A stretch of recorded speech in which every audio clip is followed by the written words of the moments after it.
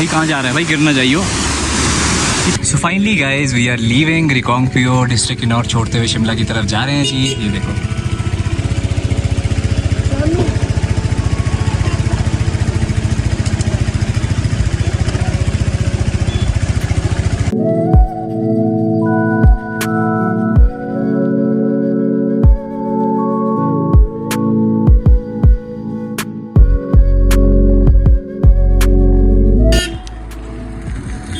सामने को बेहद ही खूबसूरत व्यू आया है और ये देखो सामने, वाओ। मैं तो एक्चुअली इस गांव के लिए रुका सामने, जिस तरह की टेरेस फार्मिंग इन्होंने की हुई है। खैर मैं नाम तो नहीं जानता, अगर कोई किन्नौर से है तो प्लीज़ मुझे गाइड करना कि ये गांव कौन सा है। भाई बड़ा खूबसूरत, बहुत छोटा सा कस्बा सा है बना हुआ वो पहाड़ के उस किनारे पे। पर यार देखो यार, वो घर देख रहे हो, बिल्कुल चट्टान के एज पे बना हुआ है और नीचे झील। भाई साहब वाह, ऐसी खुशबू है ना यहाँ पे, क्या बताऊँ मैं आपको। मतलब ग्रीनरी पेड़ों की, ये देखो क्या खूबसूरत है यार। पहाड़ कितना खूबसूरत है हमारे। वो देखो कहाँ कहाँ पे घर बने हुए, कैसे पहाड़ों पे बनाए हुए। ये वाला बेल्ट मेरे को बहुत ही सुंदर लगी, घर भी फार्मिंग भी की है। और समझ ही नहीं आ रहा जाते कहाँ से होंगे यहाँ के लिए, क्योंकि गाड़ी का तो मेरे को शायद रास्ता पता नहीं है कि नहीं। सुंदर गाँव है।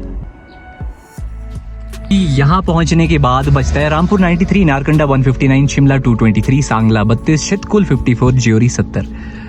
तो बस यहाँ से नीचे को आपने रास्ता काटा तो काजा, पूह और आपके नाक को ताबा चलेगी। यहाँ से पीछे को बोल रहा हूँ मैं, ऊपर को गए तो आप फिर ये आप कल्पा, आपका कल्पा हो गया, सांगला हो गया, उधर को पांगी हो गया, वहाँ की तरफ चले गए ये। पर अब हम वहाँ जा रहे हैं। मेरा मन था बहुत वैसे नाक को जाने का ताबो, पर कोई नहीं, मैं दोबारा करूँगा स्पीति राइड।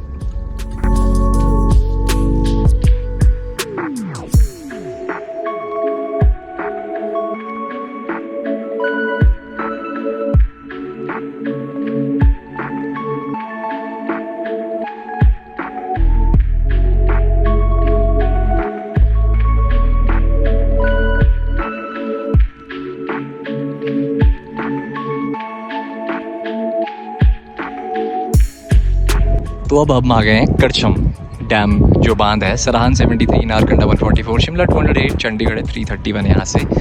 अब यहाँ से दो रोड जाते हैं, समझ लो। ये जो ऊपर वाला रोड जो आपका चला गया सामने को, ये ऊपर वाला रोड आपका चला गया जहाँ से मैं अभी रिकांगपिओ साइड से आया हूँ, रिकांगपिओ। और अगर आपने जाना है सांगला, आपने छितकुल जाना है, आपने रक्षम जाना है, तो ये वाला रोड आपको लेना पड़ेगा सड़क से। इधर को देख लो, ये ब्रिज है, ये पार करके करछम डैम है, ये पार करके आप चले जाएंगे। आज मौसम भी बहुत ज़्यादा साफ़ है, बहुत ज़्यादा बढ़िया है। और रोड तो मैं क्या ही बताऊँ आपको। एक्चुअली मेरी काफ़ी सारी गलत परसेप्शंस थी यहाँ के नॉर को लेके, जो दूर हुई हैं। रोड भी काफ़ी साफ़ है। शेयर कर लेता हूँ फटाफट, छोटी सी चीज़ है। तो काफ़ी सारे लोग जानना चाह रहे थे कि पोलो की फ्यूल इकोनॉमी क्या है पहाड़ों में, खासकर किन्नौर के रोड्स पे। जो अभी फ्यूल इकोनॉमी जो मेरी गाड़ी निकाल रही है वो सामने है, ये देखो अभी 25.8, 25 की एवरेज है।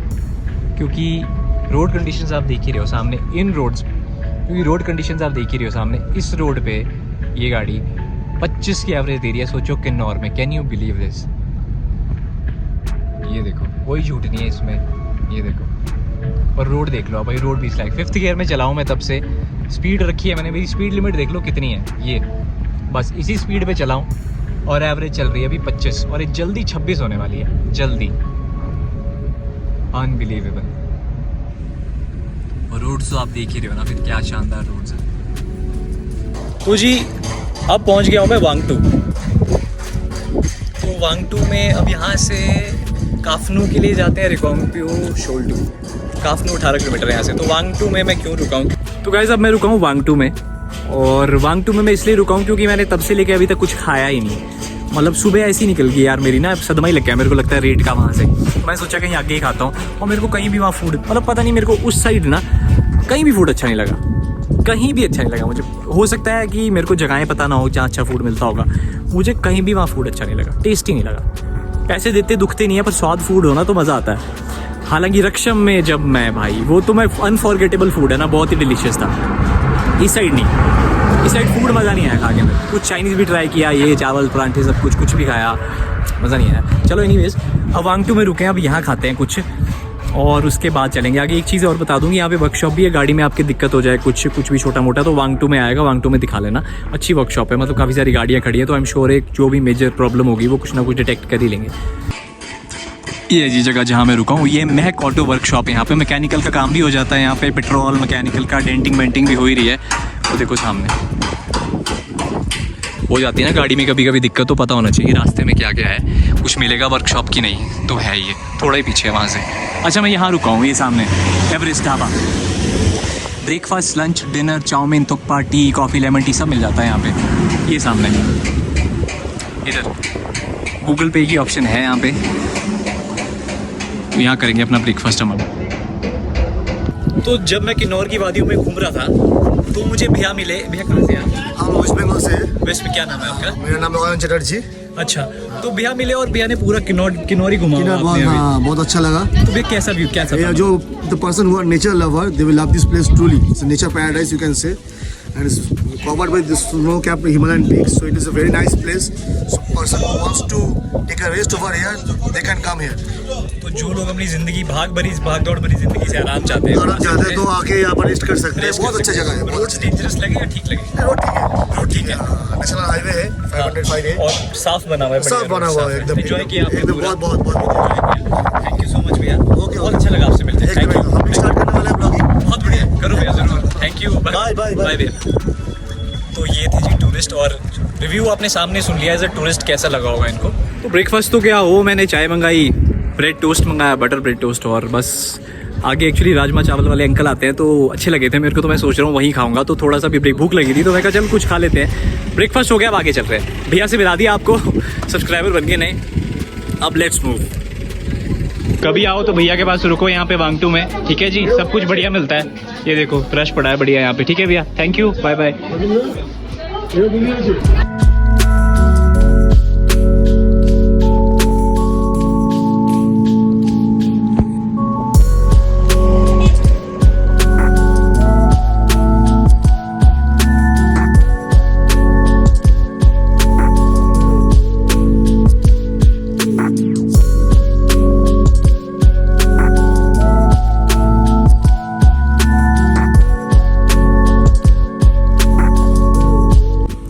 गज़ब का है दिन और गज़ब के हो रहे हैं नज़ारे, और बेहद ही खूबसूरत दिन है।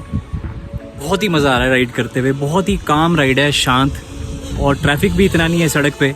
बहुत ही सही लग रहा है यार, बहुत ही सही मज़ा आ गया। बीच में पुल आया बड़ा शानदार सा, जाते हुए अच्छे से कैप्चर नहीं हुआ था क्योंकि शाम हो गई थी काफ़ी, तो मैंने सोचा अब अच्छे से कैप्चर करके दिखाता हूँ आपको। बढ़िया लग रहा है, मज़ा आ गया।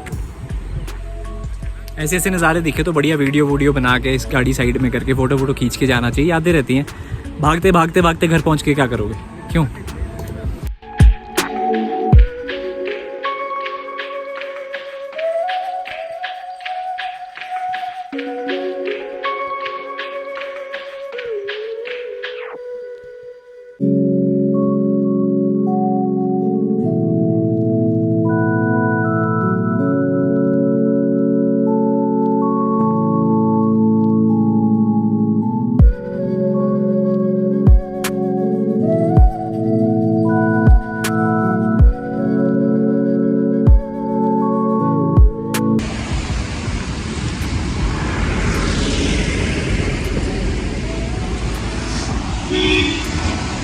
जब आप कुछ ही दूर बचेंगे रामपुर नारकंडा ज्यूरी इस जगहों से, तो आप पाएंगे कि एक बड़ी ही फैंटास्टिक जगह आएगी यहाँ पे, बहुत ही ज़्यादा प्यारी। अगर आप इस वाटरफॉल को देखेंगे तो आपको हैरानी होगी, मतलब इतना ज़्यादा थ्रो है इसमें पानी का, अभी इतना फ्लो है कि मैं क्या बताऊँ आपको। ये देखो, और मैं एक बड़ी कमाल की चीज़ दिखाऊँगा आपको करके, यू विल एंजॉय दैट। ये देखो, बहुत ही बढ़िया है भाई, बहुत सुंदर है यार।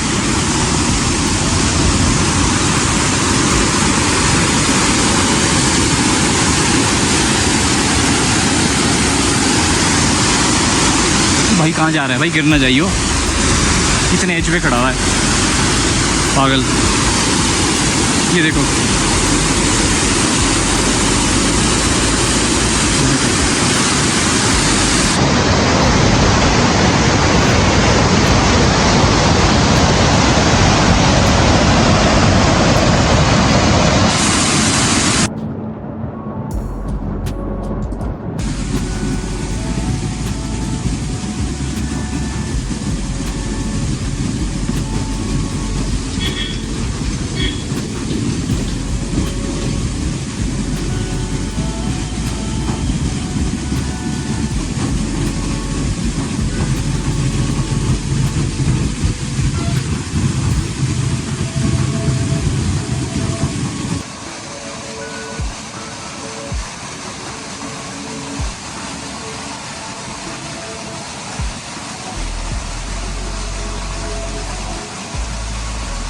जाते हुए एक छोटा सा टूर ले लेते हैं। एक्चुअली रामपुर से थोड़ा सा ही पीछे सराहन है भीमा काली। ये जो राजा वीरभद्र सिंह जी थे उनकी भी कुलदेवी है और बहुत ही खूबसूरत जगह पे मंदिर बना हुआ है। मैं पहले भी यहाँ गया हूँ तो मैंने सोचा एक छोटा सा टूर ले लेते हैं और मंदिर भी आपको दिखाते हुए चलते हैं। इसी जर्नी में ही मंदिर भी दिखा देंगे आपको रामपुर में। जब भी आप इस तरफ से गुजरो तो मैं चाहूँगा कि आप एक बार सराहन भी जाएँ, बहुत ही खूबसूरत मंदिर है। हाँ जी, तो यार मैंने सोचा कि अपने जो ट्रिप है इतना शानदार रहा, किन्नौर मेरे लिए इतना ब्यूटीफुल रहा, क्यों ना उस जर्नी को एक बहुत अच्छे ढंग से और माता के आशीर्वाद के साथ एंड किया जाए। तो मैंने सोचा यहाँ पे रामपुर जब आप पहुँचते हैं तो रामपुर के आसपास लगभग 30 किलोमीटर दूर रामपुर से सराहन पड़ता है। और सराहन की सबसे खूबसूरत चीज़ अगर देखने वाली कोई है तो वो है सराहन का भीमा काली टेम्पल। तो आप मेन रोड से जहाँ से मैंने एनराउट किया है वहाँ से आप जाएंगे तो ये राजा साहब जो हमारे वीरभद्र जी थे, राजा वीरभद्र सिंह जी, उनकी कुल देवी भी हैं और बड़ी ब्यूटीफुल कहानियाँ भी इनके साथ जुड़ी हुई हैं। तो मैं आपको वो भी सुनाऊंगा। बट ये आप रोड इतना एंजॉय करने वाले क्योंकि रोड इतना खूबसूरत है। तो जल्दी हम भीमा काली पहुँच जाएंगे और उसके बाद आपसे जो स्टोरीज़ है वहाँ की शेयर करता हूँ, दिखाता हूँ। और बता दूँ आपको कॉम्प्लेक्स इतना सुंदर है, मैं पहले भी आ चुका हूँ कि मतलब आप ऑस्ट्रक होने वाले हो, ज़बरदस्त है।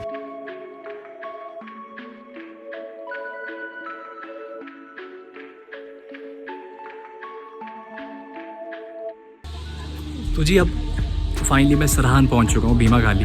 ये ऐसी मान्यता है कि ये मंदिर जो है बहुत ही फेमस मंदिरों में से है और यहाँ जो मतलब काफ़ी प्रख्यात देवी है जो भीमा काली सराहन है, जो राजा वीरभद्र सिंह जी जो थे उनकी भी कुलदेवी है। तो मैं आपको मंदिर दिखाता हूँ, बहुत ज़्यादा खूबसूरत मंदिर है ये और जो कहानी होगी वो भी आपके साथ शेयर करेंगे। तो मैंने गाड़ी मतलब एरो से आपको इजीली पता लग जाएगा, टेंशन वाली बात नहीं है। यहाँ ले आया हूँ, ये पीछे आप देख रहे हो, यहाँ लगी है कहीं गाड़ी। मतलब इस साइड मत लाना मैं सजेस्ट करूँगा, वहाँ कहीं आगे थोड़ी खुली जगह वहीं लगा देना गाड़ी। तो मेरे को तो आगे मिलनी, तो मैंने यहाँ लगा दी क्योंकि आगे मोड़ने की दिक्कत है। तो वहीं कहीं जहाँ खुले में जगह मिले वहीं लगा देना। तो ये सामने सराहन का सिविल हॉस्पिटल है और बेसिक नेसेसिटीज़ की शॉप्स हैं। ये है पार्किंग जिसकी मैं बात कर रहा था यहाँ पे। मतलब यहीं कहीं लगा देना, ज़्यादा आगे मत घुसना क्यों आगे जाके अगर थोड़ी बड़ी गाड़ी है तो मुश्किल हो जाएगी मोड़ने में आपको यहाँ पे ना। तो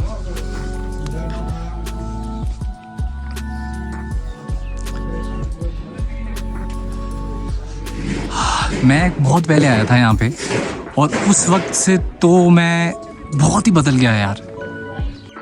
तो ये जो आप सामने देख रहे हैं ये आ गया कॉम्प्लेक्स। इसके बिल्कुल होटल जो आपको दिख रहा है इसके पीछे से ही गली है जहाँ से मंदिर का जो मेन गेट है, दो तरफ से एंट्री है मंदिर की।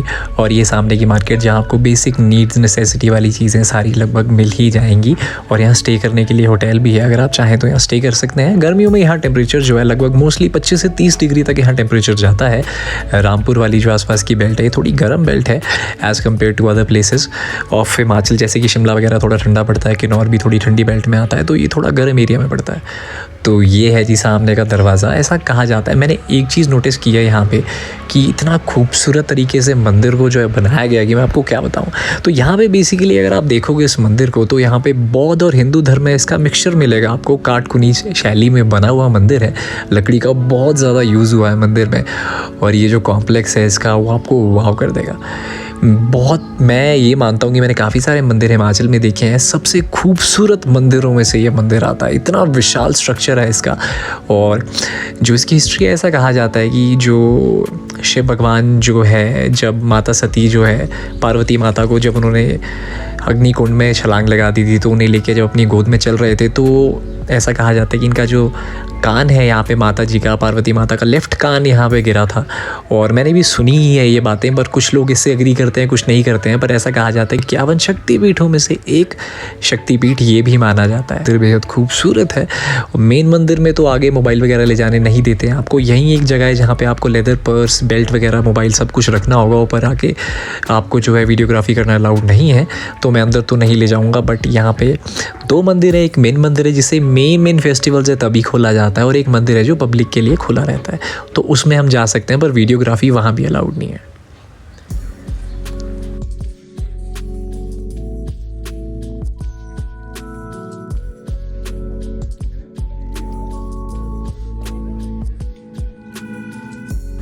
तो जी दर्शन हो गए माता के। और मैंने एक चीज़ नोटिस की यहाँ पे इस मंदिर के प्रांगण में घूमते हुए कि यहाँ की हिस्ट्री बहुत सॉलिड है। अगर आप देखेंगे यहाँ पे कितने पुराने समय का जो कढ़ाई रखा गया है, कढ़ा रखा गया है। बट यहाँ पे ऐसा कहा जाता है, मैं एक जगह आपको दिखाऊंगा, मैं ये तो नहीं जानता कितने लोग इससे एग्री करेंगे या नहीं, मैंने भी सुना है, सुनी सुनाई बातें भी हो सकती हैं, अब वेरीफाई करने के लिए तो मेरे पास कुछ नहीं है। बट ऐसा कहा गया कि यहाँ पे एक जगह है जहाँ पे नर बलि दी जाती थी, जहाँ नीचे से आवाज़ आती थी और यहाँ पे नर बलि दी जाती थी। मैं आपको वो जगह दिखा देता हूँ वो कैसी है और कहाँ पे है। आई एम श्योर यह सराहान के अगर कोई लोग मेरा वीडियो देख रहे हैं तो वो बता पाएंगे कि इस बात में कितनी सच्चाई है कितनी नहीं है। बट मैंने सोचा मुझे पता लगी तो आपसे शेयर करता हूँ। ये सामने वो जगह है जहाँ से नर बलि नीचे दी जाती थी। ये देखिए,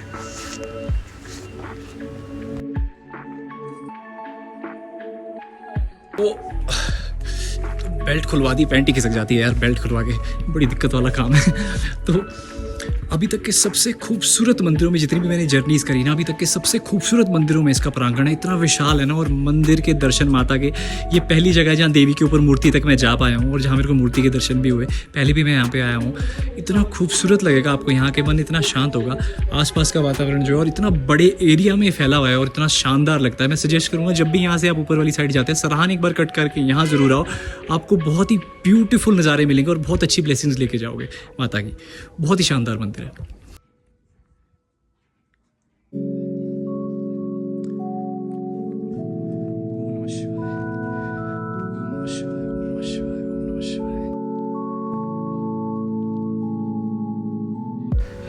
तो लो जी, हो गए दर्शन। अब यहाँ से निकलते हैं। अब यहाँ से अब जाएंगे शिमला।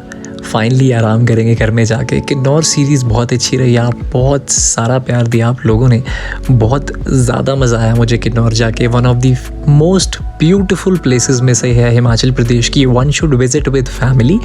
सेफ ड्राइव कीजिए, रोड्स बहुत अच्छे हैं। पूरी सीरीज़ अगर आप देखेंगे एपिसोड 1 से तो आपको एग्जैक्टली पिक्चर समझ आ जाएगी किन्नौर कैसा है। तो इसी के साथ बाय बाय, टाटा, अपना ध्यान रखिएगा और stay blessed my friends. Do whatever you want to do, just enjoy your life. जल्दी मिलते हैं एक नई जगह पे नई सीरीज़ के साथ। तब तक स्टे ट्यून। लाइक कीजिए, सब्सक्राइब नहीं किया तो सब्सक्राइब कीजिए और ढेर सारा प्यार इसी तरह देते रहिए। जल्दी हम 1 लाख क्रॉस कर लेंगे। Thank you, take care, bye bye.